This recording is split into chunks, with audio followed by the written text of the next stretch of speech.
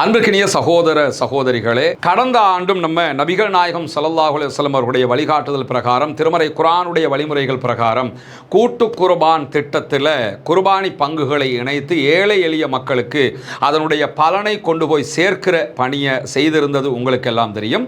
அந்த அடிப்படையில் இம்முறையும் அதே போன்று கூட்டு குர்பானி திட்டம் நடைமுறைப்படுத்தப்பட இருக்கிறது. இப்னு அப்பாஸ் ரலியல்லாஹு அன்ஹு அவர்கள் அறிவிக்கக்கூடிய ஆதாரபூர்வமான நபிமொழி திர்மிதி, இப்னு மாஜா உள்ளிட்ட பல நபிமொழி கிரந்தங்கள் பதிவு செய்யப்பட்டிருக்கிறது.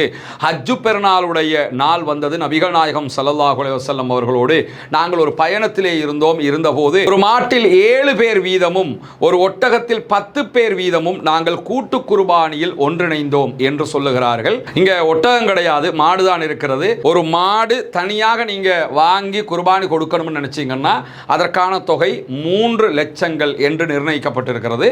இதே நேரத்தில் ஒரு பங்காக கொடுக்கணும்னு விரும்பினீங்க என்று சொல்லி சொன்னா 7 பேர் இணைந்து ஒரு பங்கு என்கிற விதத்தில் ஒரு பங்கினுடைய விலை 43,000 இலங்கை ரூபாய்கள் என்று நிர்ணயிக்கப்பட்டிருக்கிறது. ஏழை எளிய மக்களுக்கு இதனுடைய பலன்கள் போய் சேரும் விதமாக இந்த கூட்டு குர்பானியுடைய திட்டத்திலே இணைய விரும்புகிற சகோதரர்கள் முன்னால் தெரிகிற நம்முடைய வங்கி கணக்கிலக்கத்திற்கு உங்களுடைய குர்பானுடைய பங்குகளுக்கான பணத்தொகைகளை அனுப்பி வைக்க முடியும். வெளிநாடுகளிலிருந்து இணைய விரும்புகிற சகோதரர்கள் இதற்கான பணத்தை அனுப்ப முடியாது எனும் பட்சத்தில் முன்னால் தெரிகிற என்னுடைய வாட்ஸ்அப் இலக்கத்திற்கு நீங்கள் தொடர்பு கொண்டீங்கன்னா எப்படி நீங்கள் பணம் அனுப்புவது என்கிற விவரங்கள் நம்ம உங்களுக்கு சொல்வதற்கு தயாராக இருக்கிறோம். எனவே கூட்டு குர்பானி திட்டத்திலே நபி வழி பிரகாரம் ஒன்றிணைந்து நாளை மறுமையிலே அதிகமான நன்மைகளை பெற்று ஜன்னத்துல் ஃபிர்தௌஸை அடையக்கூடிய பாக்கியத்தை வல்ல இறைவன் நம் அனைவருக்கும் தந்தருள்வானாக. வாஹிர் தஅவானா அல்ஹம்துலில்லாஹி ரப்பில் ஆலமீன்.